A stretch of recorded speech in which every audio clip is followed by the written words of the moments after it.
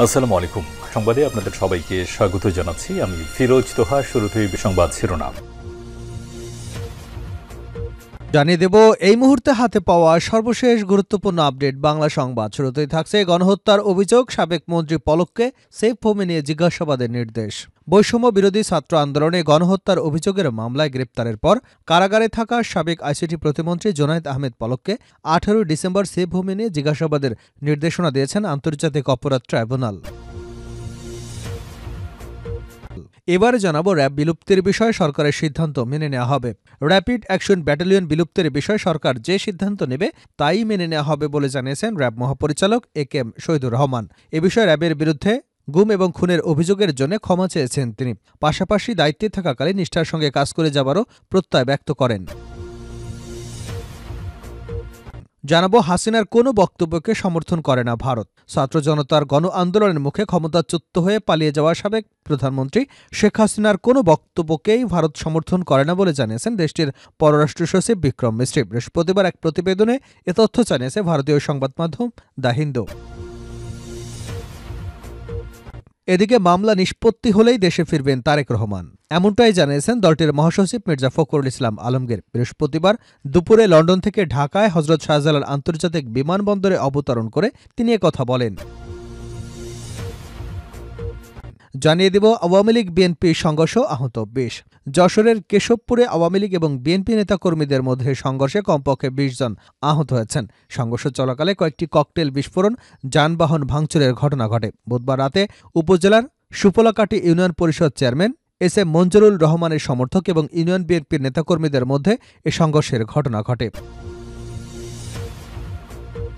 এবং সর্বশেষ জানাবো আন্তর্জাতিক সংবাদ। বাংলাদেশ সীমান্তে মংডু আরাকান আর্মি নিয়ন্ত্রণে শতাধিক সেনা কমান্ডার গ্রেপ্তার। বাংলাদেশ সীমান্তবর্তী মিয়ানমারের গুরুত্বপূর্ণ শহর মংডু পুরোপুরি নিয়ন্ত্রণে নেওয়ার দাবি করেছে দেশটির সশস্ত্র বিদ্রোহী গোষ্ঠী আরাকান আর্মি। খবর এপি এবং সিএনএনের। এতক্ষণ শিরোনাম শুনছিলেন, এবার বিস্তারিত। প্রিয় দর্শক, আপনি যদি এই চ্যানেলে নতুন হয়ে থাকেন, ভিডিওটি দেখতে দেখতে চ্যানেলটি সাবস্ক্রাইব করে আমাদের সঙ্গে থাকুন। আর এই ভিডিও সম্পর্কে আপনি আপনার মূল্যবান মতামতটি কমেন্ট বক্সে জানিয়ে দিন। আর হ্যাঁ প্রিয় দর্শক, জানিয়ে দিন ভিডিওটি কোথা থেকে দেখছেন। সাবেক মন্ত্রী পলককে সেফ হোমে নিয়ে জিজ্ঞাসাবাদের নির্দেশ। বৈষম্য বিরোধী ছাত্র আন্দোলনে গণহত্যার অভিযোগের মামলায় গ্রেপ্তারের পর কারাগার থেকে সাবেক আইসিটি প্রতিমন্ত্রী জুনায়েদ আহমেদ পলককে 18 ডিসেম্বর সেফ হোমে নিয়ে জিজ্ঞাসাবাদের নির্দেশনা দিয়েছেন আন্তর্জাতিক অপরাধ ট্রাইব্যুনাল। বৃহস্পতিবার ট্রাইব্যুনালের চেয়ারম্যান বিচারপতি মোহাম্মদ গোলাম মুর্তজা নেতৃত্বাধীন 3 সদস্যের বিচারিক প্যানেলে আদেশ দেন। ট্রাইব্যুনালের অন্য সদস্যরা হলেন বিচারপতি শফিল আলম মাহমুদ এবং বিচারপতি মোহাম্মদ মহিদুল হক এনাম চৌধুরী। র্যাব বিলুপ্তির বিষয়ে সরকারের সিদ্ধান্ত মেনে নেওয়া হবে। র্যাপিড অ্যাকশন ব্যাটালিয়নের বিলুপ্তির বিষয়ে সরকার যে সিদ্ধান্ত নেবে তাই মেনে নেওয়া হবে বলে জানিয়েছেন র্যাব মহাপরিচালক একেএম শহীদুর রহমান। এ সময় র্যাবের বিরুদ্ধে ওঠা গুম এবং খুনের অভিযোগের জন্য ক্ষমা চান তিনি। পাশাপাশি দায়িত্বে থাকাকালীন নিষ্ঠার সঙ্গে কাজ করে যাবার প্রত্যয় ব্যক্ত করেছেন। সমসাময়িক বিষয় এবং সাম্প্রতিক আভিযানিক কার্যক্রম সম্পর্কে বৃহস্পতিবার দুপুরে কাউরানবাজার র্যাব মিডিয়া সেন্টারে আয়োজিত এক সংবাদ সম্মেলনে এ কথা বলেন তিনি। র্যাব মহাপরিচালক বলেন, র্যাবের বিরুদ্ধে গুম খুন সহ অভিযোগ রয়েছে। র্যাবের দ্বারা যারা নির্যাতিত এবং ক্ষতিগ্রস্ত হয়েছেন তাদের কাছে ক্ষমা প্রার্থনা করছি। ভবিষ্যতে বাহিনী এমন কোনো কার্যক্রমে কারো নির্দেশে জড়িত হবে না। সুষ্ঠু তদন্তের মাধ্যমে সেসবের বিচার নিশ্চিত করা হবে। গত কয়েকদিন ধরে র্যাবের বিরুদ্ধে গুম খুনের অভিযোগের পাশাপাশি র্যাবের আয়নাঘর প্রসঙ্গে আলোচনা হচ্ছে। এ ব্যাপারে র্যাবের বক্তব্য কি জানতে চাইলে তিনি বলেন, র্যাবে আয়নাঘর ছিল, আছে, সেটা সেভাবেই রাখা হয়েছে। গুম খুন কমিশন নির্দেশ দিয়েছে আয়নাঘর সহ যা যে অবস্থায় আছে সেভাবেই রাখার জন্য। আমরা কোনো পরিবর্ধন করিনি। যা যে অবস্থায় ছিল সে অবস্থায় রাখা হয়েছে। একেএম শহীদুর রহমান বলেন, র্যাবের বিরুদ্ধে আয়নাঘর, গুম খুন সহ যত ধরনের অভিযোগ ছিল তার তদন্ত করছে কমিশন। আমরা র্যাবের পক্ষ থেকে সব ধরনের সহায়তা করছি। আমরা মনে করি তদন্তের ফলাফলের ভিত্তিতেই আইনগত ব্যবস্থা নেওয়া হবে। তিনি আরও বলেন, 5 আগস্টের পর আইনশৃঙ্খলা পরিস্থিতির অবনতি ঘটে। পরে র্যাবের সদস্যরা আইনশৃঙ্খলা পরিস্থিতি নিয়ন্ত্রণে আনতে কাজ শুরু করেন। এ কাজ করতে গিয়ে র্যাবের 16 সদস্য বিভিন্ন অপরাধের সঙ্গে জড়িয়ে পড়েন। তাদের বিরুদ্ধে চাঁদাবাজি, মাদক এবং ছিনতাইয়ের অভিযোগ পাওয়া যায়। এছাড়া ছাত্র জনতার আন্দোলনে গুলি চালানো 23 জনকে গ্রেপ্তার এবং নির্দেশদাতা সহ 353 জনকে গ্রেপ্তার করা হয়েছে। জেল থেকে পালিয়ে যাওয়া 110 জন আসামিকে গ্রেপ্তার করা হয়েছে অভিযানে, বলেন র্যাবের মহাপরিচালক। তিনি আরও বলেন, আইনশৃঙ্খলা পরিস্থিতি উন্নতি হয়েছে, তবে প্রত্যাশিত জায়গায় এখনও যায়নি। আইনশৃঙ্খলা নিয়ন্ত্রণে র্যাব তার দায়িত্ব আন্তরিকতার সঙ্গে নিষ্ঠার সঙ্গে পালন করবে। সংবাদ সম্মেলনে আরও উপস্থিত ছিলেন র্যাবের এডিজি কর্নেল ইফতেখার আহমেদ, পরিচালক লেফটেন্যান্ট কর্নেল মুনিম ফেরদৌস। হাসিনার কোনো বক্তব্যকে সমর্থন করে না ভারত, বিক্রম মিস্ত্রি।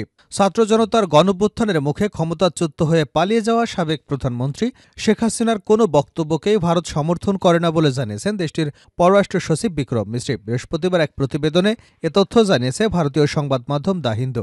এছাড়া বাংলাদেশের সঙ্গে ভারতের সম্পর্ক কেবল একটি একক রাজনৈতিক দল বা সরকারের মধ্যে সীমাবদ্ধ নয় বলেও জানিয়েছেন বিক্রম মিস্ত্রি। প্রতিবেদনে বলা হয়েছে, কংগ্রেস নেতা শশী থারুরের নেতৃত্বে ভারতের পররাষ্ট্র বিষয়ক সংসদীয় স্থায়ী কমিটির ব্রিফিংয়ে বুধবার পররাষ্ট্র সচিব বিক্রম মিস্ত্রি বলেছেন, বাংলাদেশের অন্তর্বর্তী সরকারের বিরুদ্ধে ক্ষমতাচ্যুত প্রধানমন্ত্রী শেখ হাসিনার সমালোচনাকে ভারত সমর্থন করে না এবং এটি বাংলাদেশের ভারত সম্পর্কের ক্ষেত্রে খুবই ছোট বা তুচ্ছ বিষয়। তিনি বলেন, বাংলাদেশের সঙ্গে ভারতের সম্পর্ক কেবল একটি একক রাজনৈতিক দল বা সরকারের মধ্যে সীমাবদ্ধ নয় এবং বাংলাদেশের জনগণের উপর দৃষ্টি নিবদ্ধ করেছে ভারত। চলতি বছরের অগাস্টে গণঅভ্যুত্থানে ক্ষমতাচ্যুত হন ভারতের সমর্থনে দীর্ঘ সময় ক্ষমতায় থাকা শেখ হাসিনা।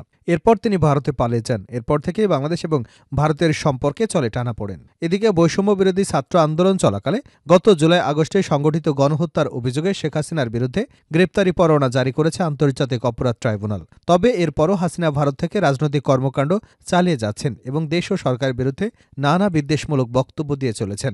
এমন অবস্থায় সম্প্রতি ভারতের পররাষ্ট্র সচিব বিক্রম মিস্ত্রি আলোচনার জন্য বাংলাদেশে সফর করেন। তার ঢাকা সফর থেকে ফেরার 2 দিন পর তিনি দেশটির পররাষ্ট্র মন্ত্রণালয়ের সংসদীয় স্থায়ী কমিটিকে প্রধান উপদেষ্টা অধ্যাপক ড মোহাম্মদ ইউনূস সহ বাংলাদেশের অন্তর্বর্তী সরকারের শীর্ষ কর্মকর্তাদের সঙ্গে বৈঠকের বিষয়ে ব্রিফ করেন। বুধবার নয়াদিল্লির সংসদ ভবনে এনএসকো বিল্ডিংয়ের 2.5 ঘণ্টারও বেশি সময় ধরে চলে ব্রিফিং।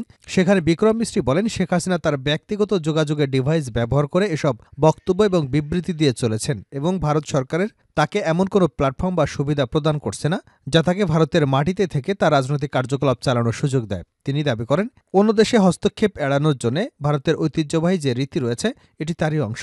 তা হিন্দুর প্রতিবেদনে বলা হয়েছে, পররাষ্ট্র সচিব বিক্রম মিস্ত্রির এমন বক্তব্য বেশ তাৎপর্যপূর্ণ, কারণ বাংলাদেশের প্রধান উপদেষ্টা ড মোহাম্মদ ইউনূসের নেতৃত্বাধীন অন্তর্বর্তী সরকারের সমালোচনা করে নানা ভিডিও বার্তা দিচ্ছেন হাসিনা। ভারতের পররাষ্ট্র মন্ত্রণালয়ের সংসদীয় স্থায়ী কমিটিকে বিক্রম মিস্ত্রি আরও জানান, সোমবার ঢাকায় সফরের সময় তিনি অন্তর্বর্তী সরকারকে জানিয়েছেন, বাংলাদেশের সঙ্গে ভারতের সম্পর্ক কোনো বিশেষ রাজনৈতিক দল বা একটি নির্দিষ্ট সরকারের বাইরেও আছে এবং ভারত বাংলাদেশের জনগণের সঙ্গে সম্পর্ককে অগ্রাধিকার দেয় এবং বর্তমান সরকারের সঙ্গেও জড়িত থাকবে। মামলা নিষ্পত্তি হলেই বিএনপির ভারপ্রাপ্ত চেয়ারম্যান তারেক রহমান দেশে ফিরবেন বলে জানিয়েছেন দলটির মহাসচিব মির্জা ফখরুল ইসলাম আলমগীর।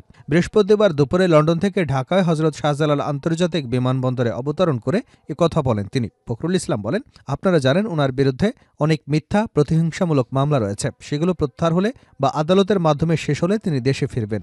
দেশবাসীর উদ্দেশ্যে তারেক রহমানের বার্তা প্রসঙ্গে তিনি বলেন, যে বিজয় অর্জিত হয়েছে তা ধরে রাখতে সবার প্রতি আহ্বান জানিয়েছেন তিনি।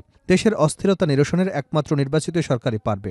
ন্যূনতম সংস্কার শেষ করে নির্বাচন দিতে হবে। গত 30 নভেম্বর বাংলাদেশ বিমানের একটি ফ্লাইটে লন্ডনের উদ্দেশ্যে রাজধানীর হজরত শাহজালাল আন্তর্জাতিক বিমানবন্দর ত্যাগ করেন বিএনপির মহাসচিব এবং তার স্ত্রী।